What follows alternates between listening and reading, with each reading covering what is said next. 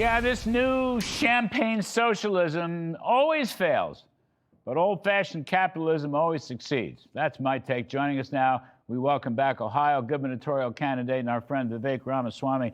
Vivek, I know you're writing about filibusters and so forth, and it's so important, but I got to tell you, this battle between capitalism and socialism, it's a battle between prosperity and depression. That's what I think. Have we not learned how socialism, communism always fails and how capitalism always produces prosperity? Have we not learned that, Vivek?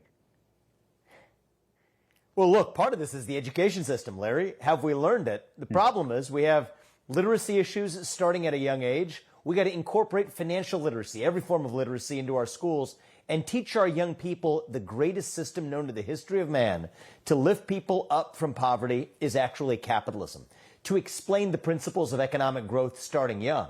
Otherwise, you're seeing a lot of those young people now in places like New York City propel people like Mamdani to power, a self-proclaimed socialist. It is un-American. This country was built on the pursuit of growth, the pursuit of excellence, celebrating success instead of villainizing it. And are there legitimate concerns about bringing down costs in this country? Absolutely. But the way we do that is actually by unleashing the supply of energy, of housing, of reducing government spending and the taxation burden.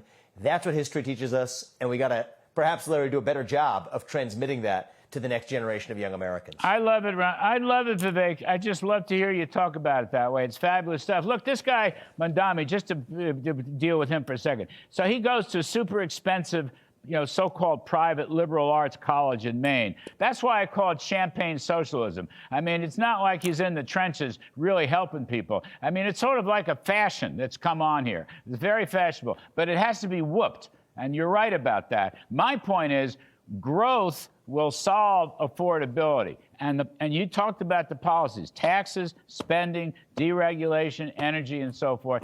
I mean, the Trumps have to get out there and sell this better. He's got a good package. I think you would agree with it. You may have influenced it in the presidential primaries with your excellent showing. But they just got to sell this thing. Sell it.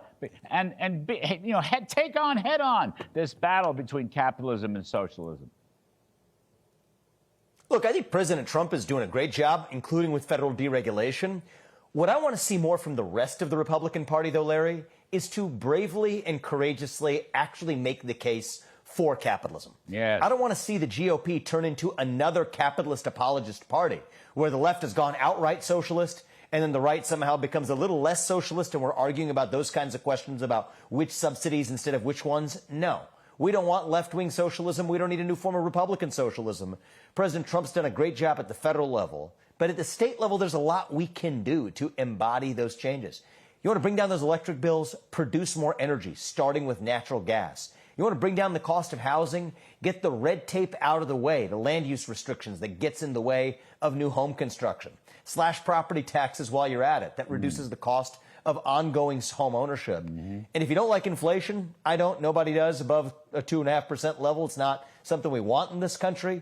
You want to fight inflation? The root cause is stop spending so much money as a government. And the federal government and the printer machine went crazy under President Biden. We got to learn that lesson. And as Republicans, as you say, talk about it more. Absolutely. To wear on our sleeves free enterprise, to wear on our sleeves that we're proud of economic growth, that wealth creation is a good thing, that we want more people participating in it, including young people participating in stock market growth. That's something we need to improve in this country, too. But those are the solutions I want to see the rest of the Republican Party actually embrace. President Trump's doing his part, but it's up to the rest of us now to turn those pro-capitalist solutions into reality rather than falling into the trap of apologizing for free enterprise, which is the left's mistake. We don't need another anti-capitalist party in this country. No, fabulous stuff, Vivek. Fabulous stuff. Really terrific stuff. Well done. Well said. Last one. Just let me pick your brain. Last one. There's an H-1B visa debate going on in the White House. I'm sure you're aware of it.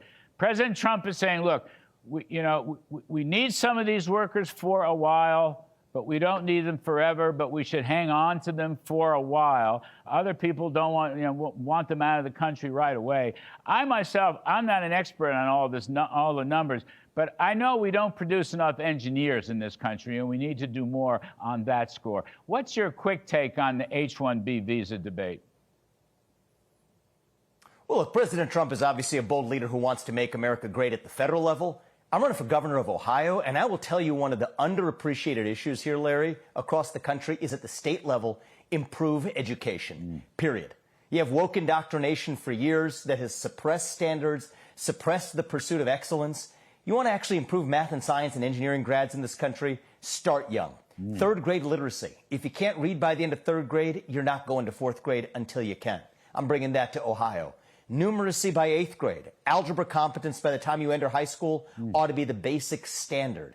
And I think that idea of bringing math and science and reading standards back to our public schools is intuitive, and yet that is not how our public schools are run today.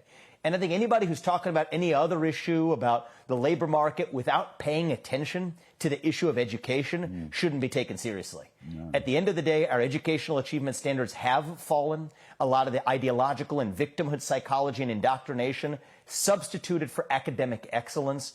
Academic excellence is something that we have lost in American public schools, but we're bringing it back in Ohio. When I'm governor, we're bringing down property taxes, but we're also improving academic standards at the same time. Those actually go together, and in the long run, that's how we get American-born students in the best jobs possible in this country, is by making sure that our education system is actually working for our young people. Yeah. It hasn't been for the last half century, last 5 decades. We're going to change that and show a model of the country of how that's done when I'm elected in Ohio. All right, terrific stuff, Vivek. The next governor of Ohio. I like the sound of that an awful lot. Thanks so much for coming back on the show. We really appreciate it.